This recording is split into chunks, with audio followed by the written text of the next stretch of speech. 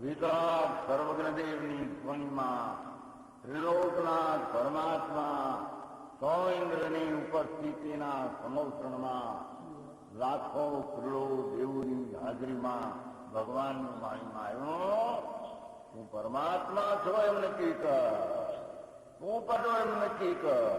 ઓહો, ભગવાન પણ તમે પરમાત્મા છો એટલું તો નક્કી કરવા દો. એ પરમાત્માને જે નક્કી ક્યારે થશે કે તું પરમાત્મા છો એવો અનુભવ થઈએ ત્યારે આ પરમાત્મા વ્યવહાર તને નક્કી થશે. નિશ્ચય નક્કી થયાના વ્યવહારનું નક્કી થશે. નમો લોહે સૌ હરિહંતાણમ, નમો લોહે સૌ સિદ્ધાણમ, નમો લોહે સૌ આયર્યાણમ, નમો લોહે સૌ જયાણમ, નમો લોહે સૌ ત્રિકાળવતી શ્રાવણમ. ઓમકારમિંદુ સંયુક્ત નિત્યમ જાયંતી યોગિના કામદમ મોક્ષદો છે ઓંકારાય નમો નમઃ. મંગળમ ભગવાન મંગળમ ગૌતમોની મંગળમ કુંકુંડાર્યો જૈન્દ્રમોષ મંગળમ નમઃ સમર્પાય. સ્વાનુભૂત્યા ચકાસ્તે સ્વભાવાય ભવાય સર્વા. શુભ રાગ છે એ અલ્પ હિંસા છે અને એમાં ધર્મ માને અહિંસા. એ હિંસામાં અહિંસા માની, નિર્જળા માની. વાત તો એવી છે બાપુ, માની છૂટક્યો છે જગતને, એમાં ક્યાંય ત્રણ કાળમાં ફરે હું.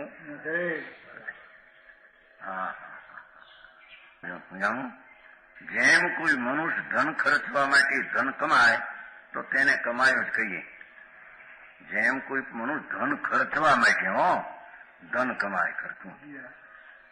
જો તે ધન ધર્મ કાર્યમાં ન ખર્ચાય તો તે ધન વળી વિષય શાંતિમાં આપઆપ ઉપજત.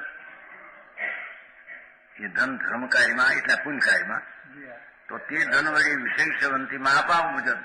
તેથી તે પણ નફો જ થયો. શું ઓલું પાપ કરતા વિષય સેવન કરતા મંદિર ખાતે આદિ શુભ થયો, શુભ ભાવ થયો ને તો વગેરે બધે તેથી પણ નફો થયો એટલે શુભ ભાવ થયો. શુભ શુભ ભાવ નફો વ્યવહાર તો કેમ ને કથનની પદ્ધતિ શું કરે તારે. પાપ કરતા પુણ્ય એટલું તો નફો વ્યવહાર કહેવાય કે નહીં. જેમ મુનિ એક જ નગરમાં રાગાદી ઉપજવાના ભયથી વિહાર કરે છો. દાખલા જેમ મુનિ એક જ ગામમાં રાગાદી ઉપજવાના ભયથી રાગ ઉપજે એક એક નગરમાં વારંવાર રહેવાથી એના પરિચય વાળા આદમી બાયું છોકરા એના પરિચય વાળા હોય. રાગાદી ઉપજવાના ભયથી વિહાર કરે છે. વિહાર કરતા થોડી ઘણી હિંસા પણ થાય કે નહીં હાલતા. પણ નફા નુકસાન વિચારતા એક જ નગરમાં રહેવું યોગ નથી. નફો વિચારતા અને નુકસાન વિચારતા એક નગરમાં રહેવું યોગ નથી. તેમાં પણ નફા નુકસાનનો વિચાર કરવો જોઈએ.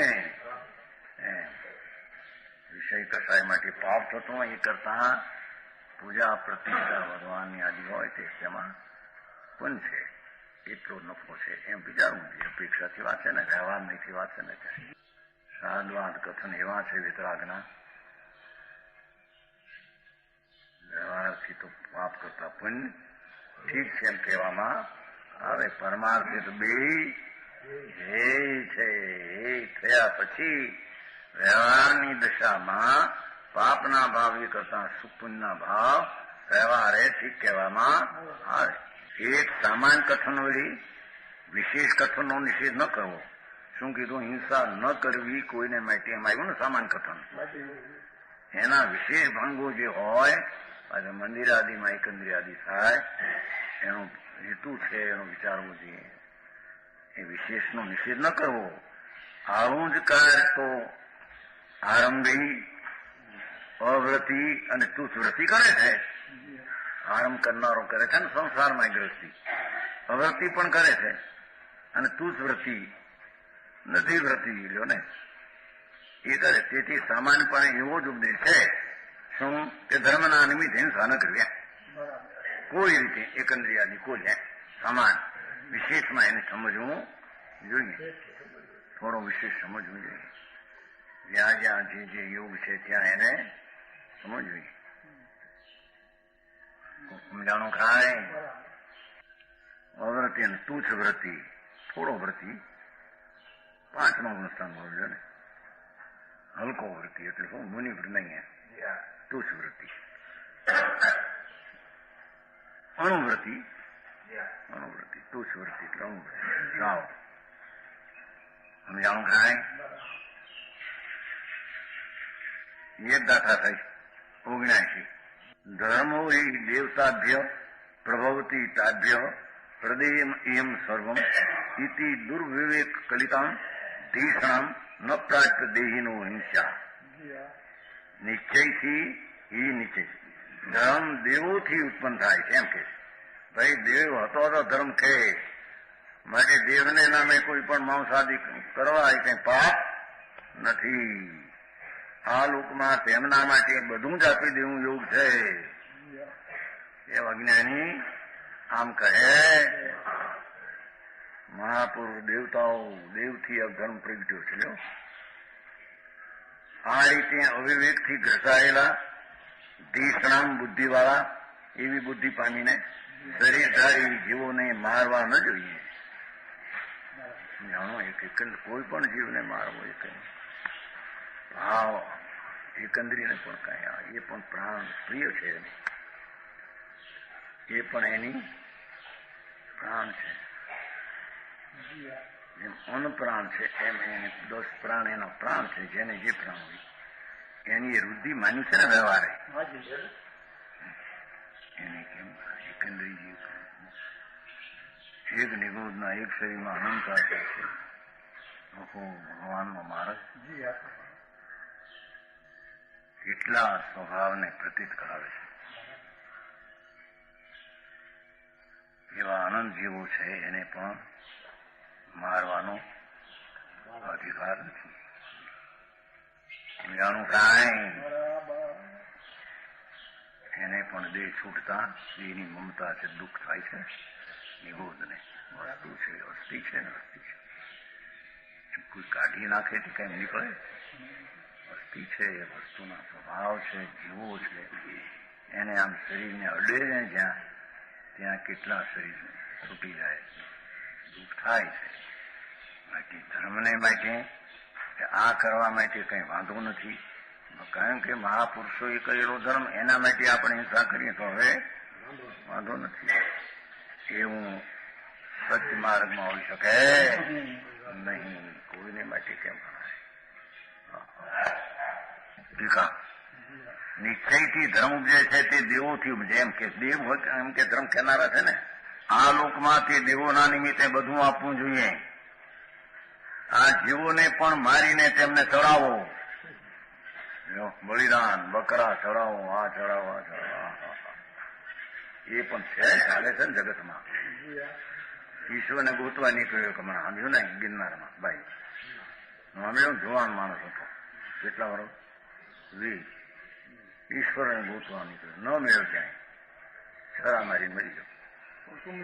છરા મારીને મરી ગયો, છરા ખાઈને. આપણે હતા નહીં તેની 55 ગયા તે દિવસ નહીં, નારાયણ મુનિ હતા. એક નારાયણ મુનિ હતા, વચમાં ટાઠી બાંધી તો અમારા કોઈ વાંખું રોજગારથી હતો. પછી વહી રાખી તેની 55 ચડ્યા તેજી હતો. તમે નહોત નહીં ચડ્યા, એ નહોતા. એથી હતા ઉપર નતો. હા, એ નારાયણ મુનિ મસ્તીમાં બેઠા ચાલો નોંધ દેખાતો કોઈ અમલદાર અધિકાર પણ વહી રાખી ગયો. ડોળી નીકળી ઠાક વાગી બેઠા. પછી જયારે ત્યાં સહસામનમાં ભક્તિ થતી હતી ત્યારે સાંભળ્યું હતું ભરતવનમાં, જે તે ભરતવન છે ને, ભરતવન ભરતવન ત્યાં ગયા. પછી બહુ રોયા કે ભગવાનના વિરાટ ત્યાં બેઠા સાંભળતા સાંભળ્યું કે અત્યારે નારાયણ રોવે છે. કૃષ્ણના વિરહ ભરત વન છે ને એટલે સહસા મંદિર ઉપર છે, ભરતરી હેઠળ છે. કોઈ એની કોઠી ચડે કોઈ છે. એવું સાંભળ્યો છે માણસો નીકળ્યા એટલે કે પોતે નારાયણ મુનિ ત્યારે ભગવાનના વિરહાટ બહુ રોવે છે. ત્યાં ભગવાન હતો બહાર અને ભગવાન જે છે એ કઈ તારી પાસે આવે એવો નથી, તો વિતરાગ છે. ભગવાન તો તું છો પૂરો, એની પાસે જવું નથી, બીજા ભગવાનને ભેટવા થઈ. ભગવાન ક્યાંથી આવતો હતો? જગતની મૂંઝવણ, અજ્ઞાનનું પાપ તો મહાપાપ, એને લઈને જ આનંદ સંસાર.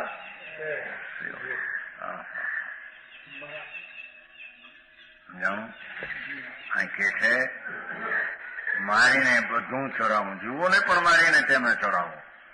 એવી અવિવેક વાળી બુદ્ધિથી પ્રાણીને મારવા નહીં. હા, દેવ દેવી ક્ષેત્રપાલ, જો આ તો ક્ષેત્રપાલ આવ્યા, જૈનમાં ક્ષેત્રપાલ ચડાવે. પેલા ક્ષેત્રપાલ ની પહેલી પૂજા શું કહેવાય? ભૌમિયો કહેવાય, ભૌમિયાજી.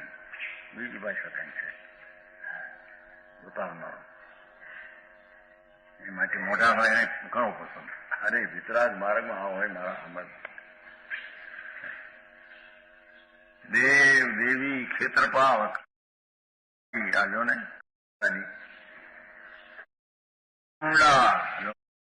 કોઈ મુન્ને હો, બીજું કોઈ સમુદાય ઇત્યાદિને અર્થ હિંસા ન કરવી. સમુદાય તેમાં નામ એમાં નામ કોઈ જૂની નામ હશે દેવી. પરજીવને મારવાથી પોતાનું ભલું કેવી રીતે થાય? કોઈ પણ જીવને એકંદ્રિયાદીને મારવાથી પણ કઈ પોતાને ભલું ન થાય, બિલકુલ ન થાય.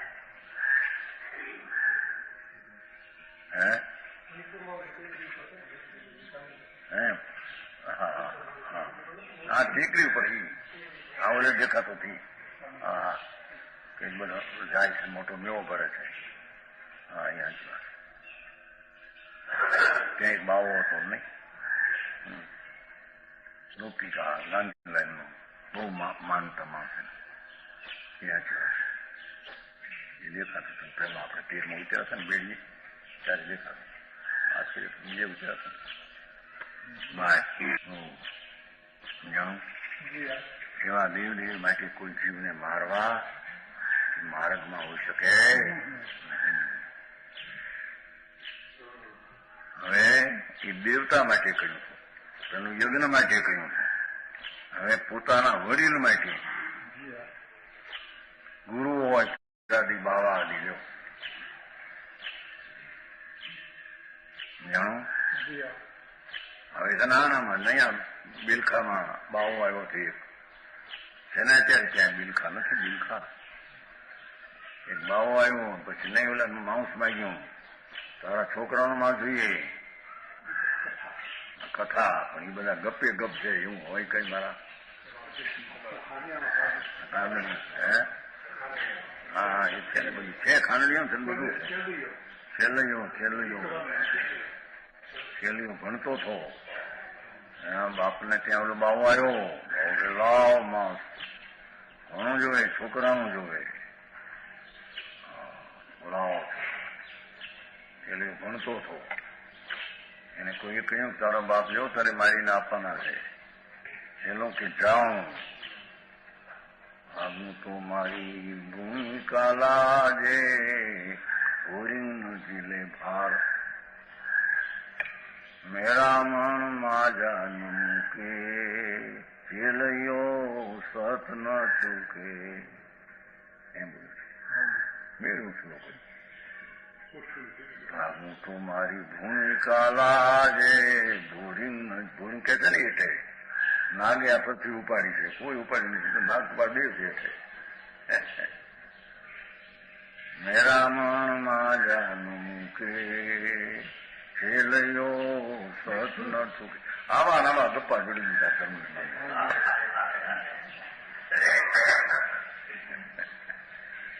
ભાઈ તે પાછો વળી ત્યાં ખાંડવા જાય છે ત્યારે બાબુ કહે છે કે વાંજ્યનું ન લો. થોડો વાંજ્યો થઈ ગયો તું, ત્યારે છોકરું હોય તો લો.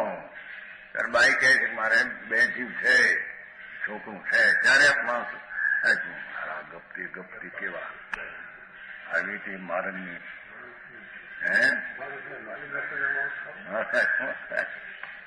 આવશે આમાં હજી પોતાનું પોતાનું માંસ ન દેવું આવશે. પૂજ્ય નિમિત્તમ ઘાતે છાગાદિનામ ન કોપી દોષો અસ્તિ ઇતિ સંપ્રદાર્ય કાર્યમ નતિ પથયે સત્વ સંપન્નમ. પૂજવા યોગ પુરુષોને માટે સાધુ થઈ ગઈ. બકરા વગેરે જીવોનો ઘાત કરવામાં કોઈ પણ દોષ નથી એમ વિચારીને અતિથિ અથવા સ્ત્રી પુરુષને માટે જીવોનો ઘાત કરવો ન જોઈએ. એમ કે મોટા પુરુષને માટે કરીએ છીએ, ગુરુ માટે કરીએ છીએ, અમારે શું માટે પાપનો એમ વિચારવું નહીં. જેવો એક અમૃતચંદ્રાચાર મહામુનિ સંત છે, 6 7 ગુણસ્થાને ઝૂલે છે. એ અધ્યાત્મના કથન વખતે એનું પણ કથન અલૌકિક અને વ્યવહારના કથનની શૈલી પણ સમજાવવામાં સૂક્ષ્મ ભાવથી સમજાવે છે. સમજવું તો પડે કે નહીં એને સમજાણું કાંઈ. ટીકા પોતાના ગુરુ માટે બકરાદી જીવોના ઘાતમાં કાંઈ દોષ નથી. બકરો મારીએ છોકરો મારી દો ને એનું બધું એમ વિચારીને અતિથિ થઈએ છે ને, અતિથિ મૂળ તો અતિથિ માટે જીવોનો ઘાત ન કરવો હોય માટે માંસ મારીને ન દેવું હોય. મારા ઓલું લેનાર પાત્ર નથી. લેનારને દાનમાં માંસ હોઈ શકે નહીં. એવા માટે બીજા આવશે. પાપી વિષય લંપટી અને જીભના લાલચુ એવા પોતાને અને બીજા જીવોને નરકમાં લઈ જવાને તૈયાર થનાર કુગુરુ. પાપી વિષય લંપટી જીભના લાલચુ ખોરાક ખાવામાં માંસને એવા પોતાને અને બીજા જીવોને નરકમાં લઈ જવાને તૈયાર થનાર. પોતે નરકમાં જાય જજમાનને હરે લઈ જાય. હલો બાપા હરી હું પકડીને લઈ જાય જ્ઞાનારણમાં કહ્યું મારા કુગુરુ જજમાનને ગળું પકડીને હાલ હારી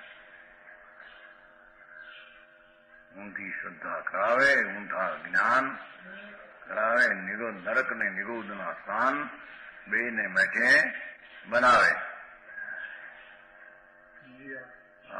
અરે કોઈ પૂછનાર બારમાં કહેજો જીવોનો ઘાત ન કરવો.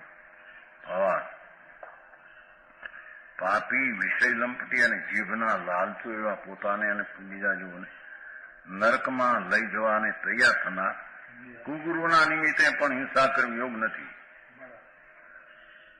જાણું હિંસાથી તેનો અને પોતાનો મોહ કેવી રીતે થશે? મતલબ કે થતો નથી. નરક થાય ભાઈ. જાણું એ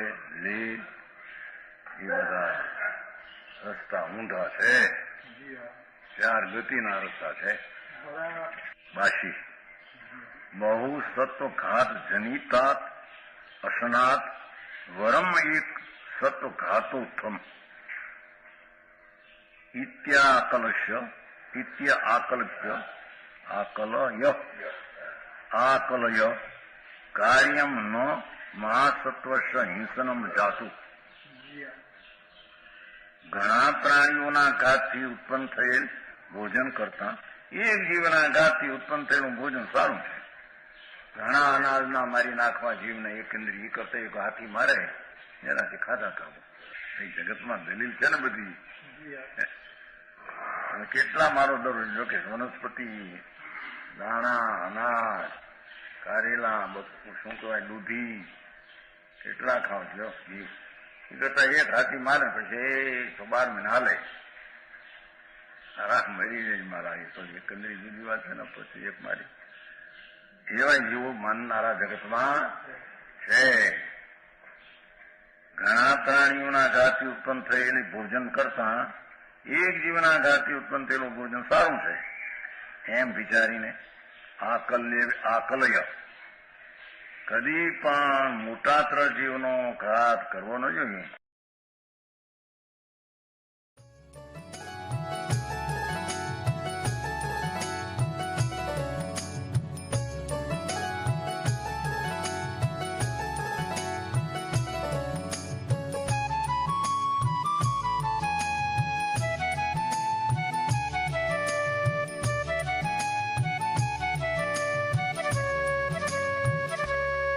यह स्वर्णपुरी अति पावन है,